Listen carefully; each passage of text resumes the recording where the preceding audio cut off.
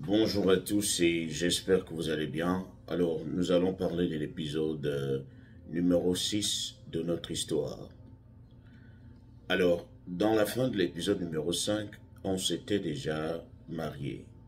On avait déjà célébré le mariage et c'était le jour de l'ouragan. L'ouragan avait frappé la ville dans la même soirée. Mais malheureusement, cela a certainement empêché à beaucoup d'invités de ne pas venir, mais cela ne nous a pas empêché à nous-mêmes de nous marier. Heureusement qu'on avait déplacé le maire. Alors, tout s'était bien passé cette soirée-là. Donc, il fallait maintenant qu'on commence à vivre ensemble. On avait choisi notre appartement.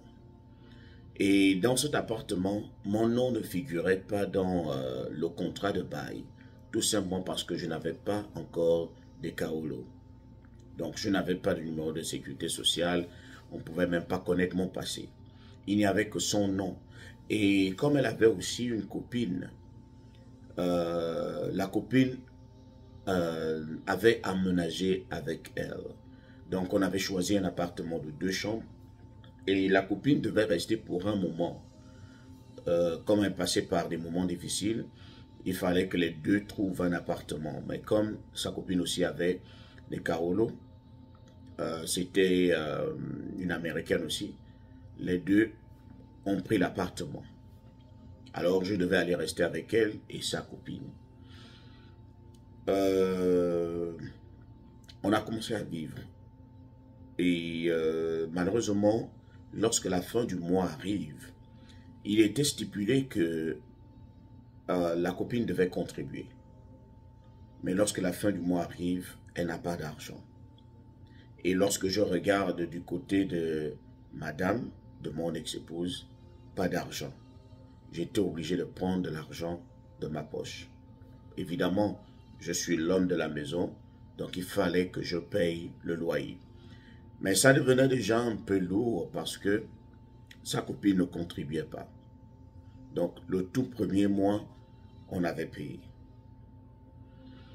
Les problèmes ont commencé à surgir entre mon ex-épouse et moi. Des problèmes personnels qui n'avaient rien à voir avec la copine. C'est vrai qu'il y avait déjà des petites tensions avec la copine qui restait et qui prenait aussi des substances interdites. Malgré les efforts que je faisais pour interdire ces substances dans la maison, mais c'était plus fort qu'elle.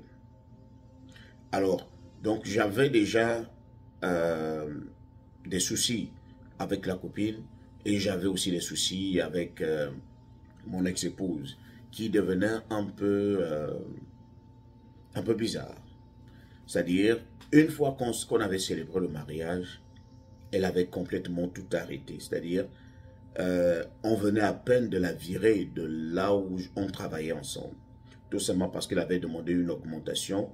Mais au lieu de demander une augmentation avec un ton plus poli, elle était allée parler au patron en lui disant, si tu ne m'augmentes pas, il y a déjà un autre boulot où on m'a engagé. Donc, si tu ne m'augmentes pas, je pars là-bas. Je suis allé lui parler, le patron m'appelle, il me dit non, mais ton épouse là me met la pression sur une augmentation. Je lui ai dit de patienter, mais elle ne veut pas patienter. Je suis allé lui parler, je lui ai dit non, tu dois te comporter comme un singe. Le singe ne lâche pas une branche sans être sûr d'attraper l'autre branche. Donc, tu ne peux pas aller mettre la pression sur un boulot sans avoir été embauché ailleurs. Tu as menti au patron, mais tu n'as même pas un autre boulot. Et le lendemain, quand on arrive, son nom n'est plus dans l'emploi du temps. On l'avait déjà viré. Ça l'a bouleversée également parce qu'elle ne s'y attendait pas. Elle ne pensait pas que ça devait être aussi rapide. Mais il n'y avait rien d'autre à faire. Rien d'autre. Donc, elle était déjà sans boulot. Sa copine sans boulot.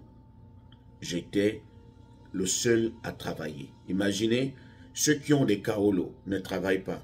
Moi qui suis sans Kaolo, je continue de travailler. Et c'est moi qui paye la maison. Je devais payer la maison. Je devais payer ses frais de l'école puisque je devais payer son université. Je devais en même temps payer ses arriérés de factures de courant. Parce que bien avant qu'elle me connaisse, elle sortait avec l'homme, avec son ex, avec qui elle s'est battue sur la route. Et là où ils restaient à deux, ils ne payaient pas l'électricité. Donc, la facture, le prix a augmenté. C'était une affaire de 800 $ qu'il fallait éponger. Alors, à cela, j'avais déjà donné 300 $. Et vous imaginez, vous venez à peine de vous marier. Et quand je dis toujours aux gens que lorsque vous rencontrez quelqu'un, il y a des choses que vous allez connaître sur la personne. Il y a aussi des choses qui vont vous attendre, il y a des informations qui vous attendent, il y a certains comportements qui vont vous attendre lorsque vous allez finir de vous marier. Le mariage est comme ça. Il y a des comportements que vous n'allez jamais découvrir, il y a des choses que vous n'allez jamais découvrir bien avant le mariage. Une fois que le mariage est fait, vous allez encore découvrir d'autres petits comportements que certaines personnes cachaient pour atteindre l'objectif. Donc, il y avait déjà ces dépenses-là qui étaient lourdes. Donc, ça devenait très très lourd dans le foyer. Je ne pouvais pas me retrouver à payer le loyer, à essayer d'éponger ces dettes, parce que le nom qui était sur la facture de courant de notre appartement, c'était le même nom qu'elle avait donné, c'est-à-dire son nom qui était sur l'ancienne facture qu'elle avait avec son ex. Donc, une fois que tu réactives ta facture d'électricité, on prend des aérés, on les colle. Et sa copine ne pouvait même pas mettre son nom parce que sa copine, elle était déjà gaspillée. Elle vit aux États-Unis, mais elle passe toute sa vie à vivre en colocation, c'est-à-dire quelqu'un d'autre a loué l'appartement et vient seulement dormir au salon. Eh bien oui, cela existe. Il y a des gens qui dorment dans les voitures, il y a aussi des gens qui, même s'ils ont des kaolos, mais qui squattent seulement les appartements des autres parce qu'ils n'ont pas la possibilité d'assumer tout un appartement, d'assumer les factures d'un appartement, parce qu'il faut payer l'assurance de la maison, il faut payer l'électricité, il faut payer l'internet, il faut tout payer, sans compter l'appartement. Le prix de l'appartement qui augmente chaque année. Donc ce n'est pas facile de supporter ce poids-là. Donc s'il y avait déjà cette tension-là, j'étais pratiquement énervé à tout moment. Alors, et ajouter à cela, le comportement de mon ex aussi a commencé à changer drastiquement. Elle refusait maintenant d'aller à l'église. Vous vous rappelez, dans des épisodes précédents, je vous disais qu'elle allait à l'église chaque dimanche avec moi. Mais malheureusement, elle n'y allait plus. La voiture que j'avais achetée, qui était en son nom, parce que moi je n'avais pas de kaolo, c'est son nom qui était sur les papiers. C'est elle qui conduisait, c'est elle qui savait conduire. Moi je ne pouvais pas conduire, je n'ai pas de permis. Pour avoir un permis, il faut avoir des kaolo. Donc, pour qu'elle me dépose même à l'église, c'est un problème. Je lui dis non, dépose-moi, comme ça toi-même tu viens à la maison, c'est un problème. Tu essayes de la réveiller pour aller à l'école. Tu la réveilles très tôt, c'est un problème. Si tu la laisses dormir, c'est un problème. Donc, c'était comme ça. Elle était devenue insaisissable.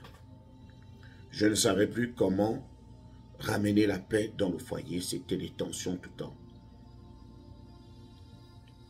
Donc, on avait déjà du mal à s'entendre. Et surtout que celle que je suis allé épouser, comme je vous le dis, tant que vous n'êtes pas resté dans la même maison avec quelqu'un, vous ne pouvez pas dire que vous le maîtrisez.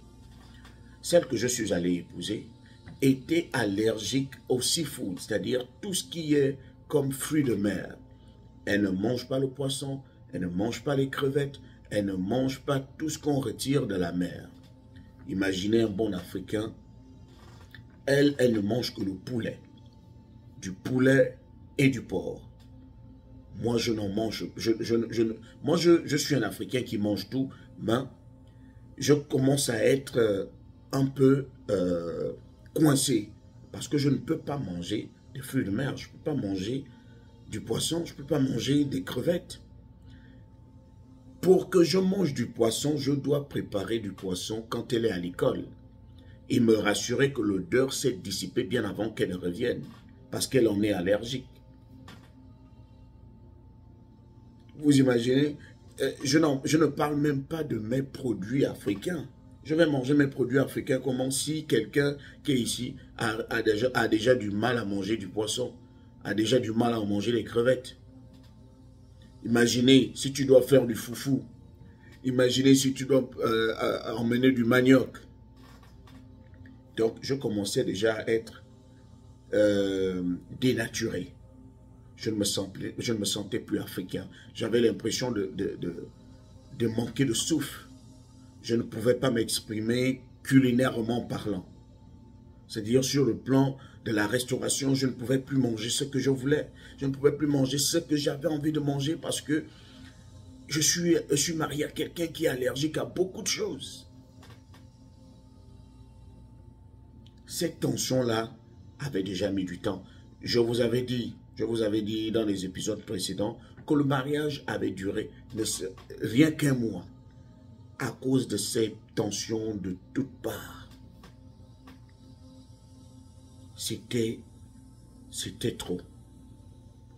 Donc, mais je faisais tout.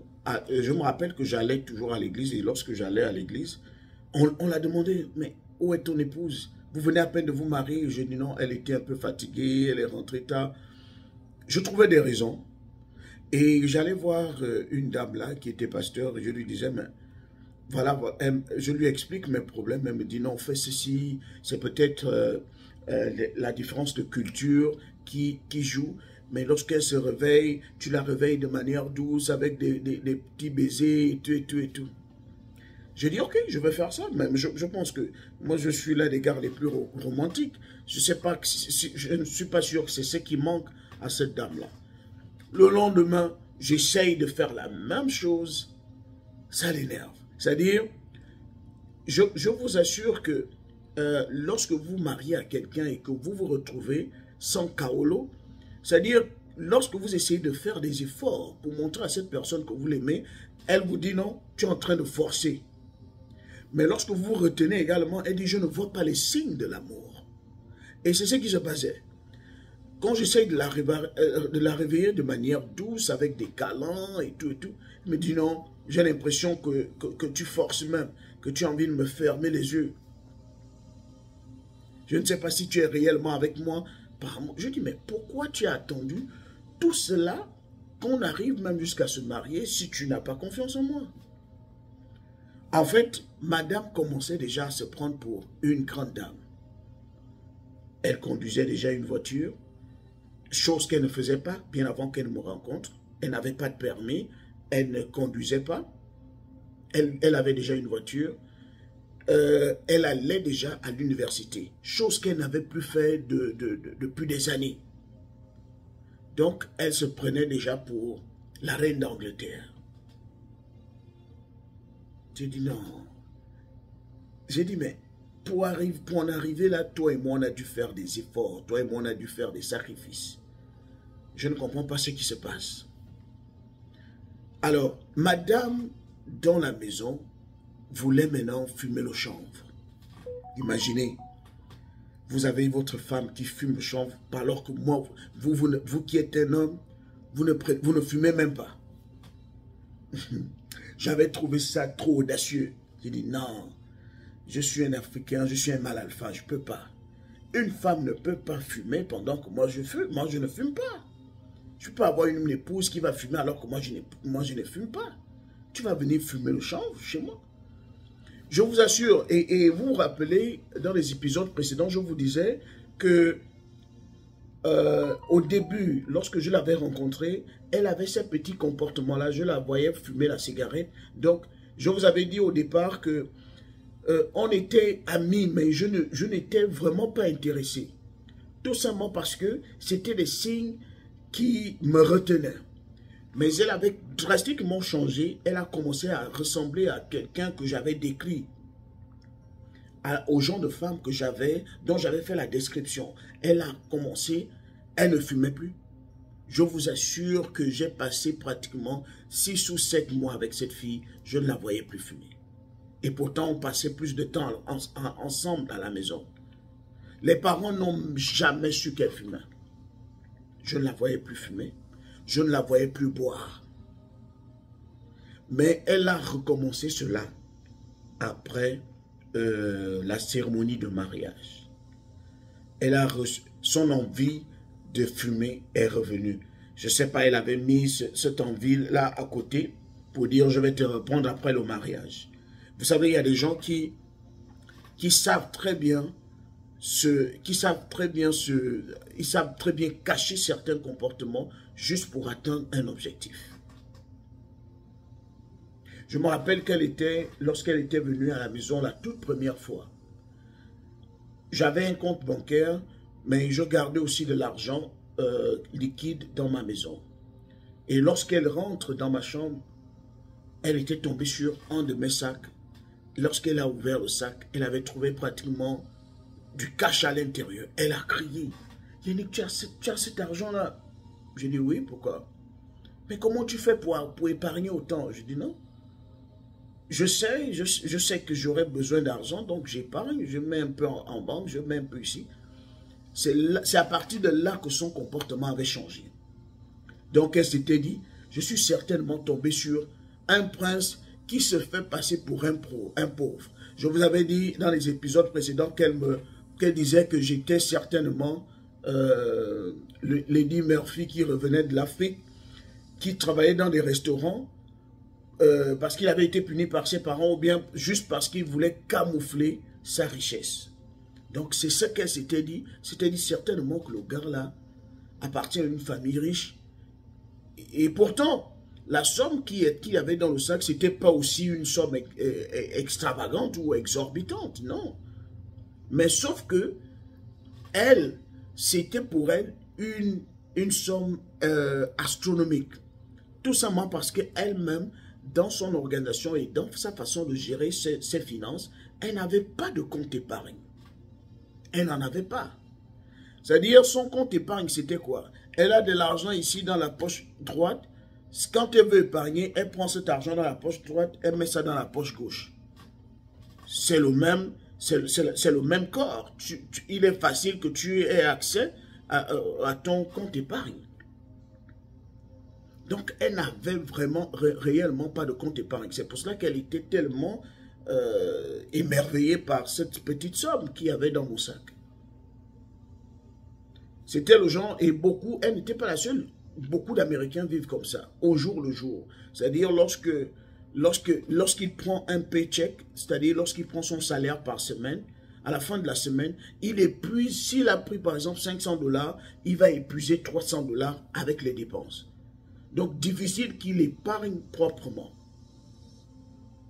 Et c'était son cas quand je l'avais rencontrée. Elle vivait un peu comme ça. Elle buvait, elle fumait. Mais lorsqu'on s'était rencontrés, elle a laissé tout cela pour être exemplaire à mes yeux.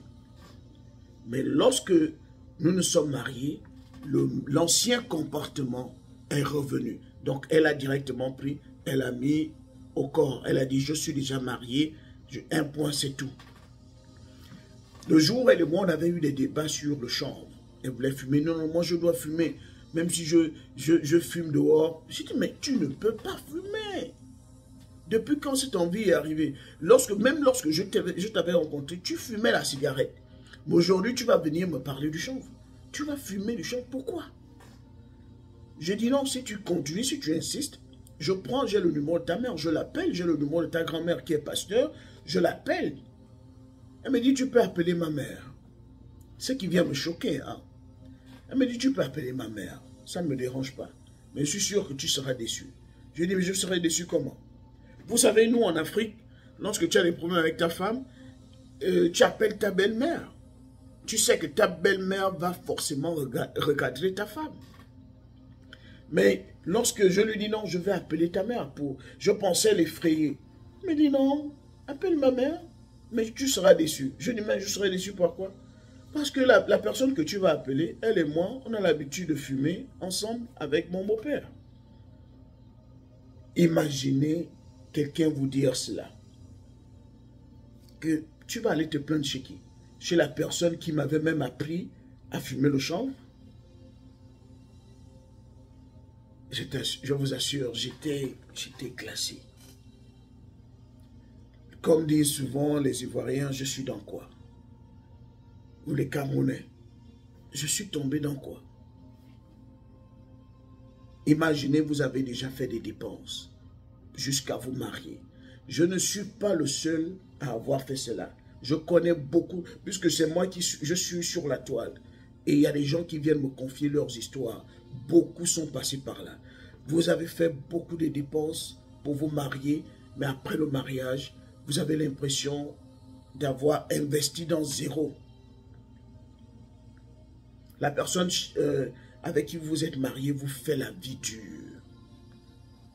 Et là, j'étais déjà sur les braises. Je ne savais plus comment faire marche arrière. Je ne savais pas comment faire marche avant. Coincé. Qu'est-ce que je vais faire avec une femme pareille, avec qui je n'arrive plus à communiquer? Malgré toutes les stratégies que j'utilise pour communiquer avec elle, c'est difficile. Donc, j'étais là. Ce qui m'énervait encore, c'était ses sorties. Quand je suis au boulot, elle fait des sorties avec sa copine. Elles vont elles vont en boîte de nuit, elles partent boire. Quand elle revient, au lieu de venir me chercher parce que je n'avais pas de voiture, d'habitude, elle venait directement me chercher. C'est-à-dire, elle pouvait quitter la maison avec la voiture, elle vient me chercher au boulot, elle me ramène à la maison. Mais ce jour-là, elle n'était pas venue. Elle m'appelle, elle me dit, Yannick, on a volé notre voiture. Je dis, comment ça on a volé notre voiture? Je te dis qu'on nous a pris la voiture. Je dis, mais on nous a pris la voiture. Où? Tu es où? Oh, je suis rentré avec... elle s'appelait même comment sa copine? Bon, elle est rentrée avec sa copine. Les deux étaient intoxiqués, c'est-à-dire dans un état d'ébriété. Elle est allée parquer la voiture au mauvais endroit.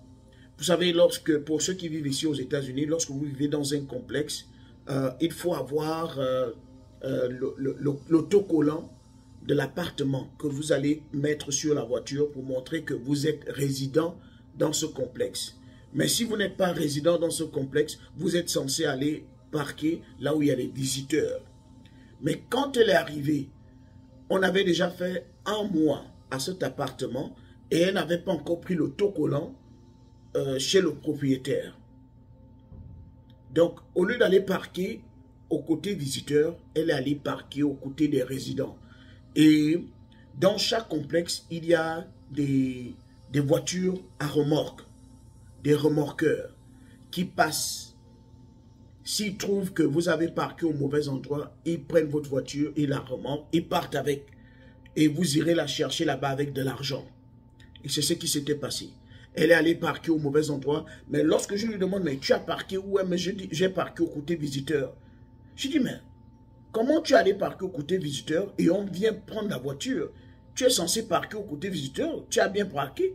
Comment on se retrouve à perdre la voiture si tu as réellement parqué au côté visiteur? Elle me dit, non, crois-moi, j'ai parqué au côté visiteur. Le lendemain, quand on se réveille, nous partons chercher la voiture. On tombe sur la voiture, je demande aux gens, je m'énerve. Je dis aux gars qui sont venus prendre la voiture, je dis comment vous prenez la voiture de quelqu'un dans un complexe alors que nous sommes résidents là-bas et vous la prenez là où il y a des visiteurs. Le gars me dit non, monsieur, vous vous trompez. Cette voiture n'était pas parquée au côté visiteur. Regardez la photo.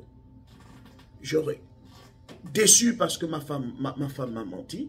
Je la regarde, je dis mais tu m'as laissé aller m'énerver dans le bureau des autres, sachant très bien que tu n'as pas bien parqué. Oh ben, est-ce que Est-ce que je n'avais pas toute ma tête? Pendant qu'on était sur le chemin du retour, je dis non, ne fais pas ça. Regarde de l'argent.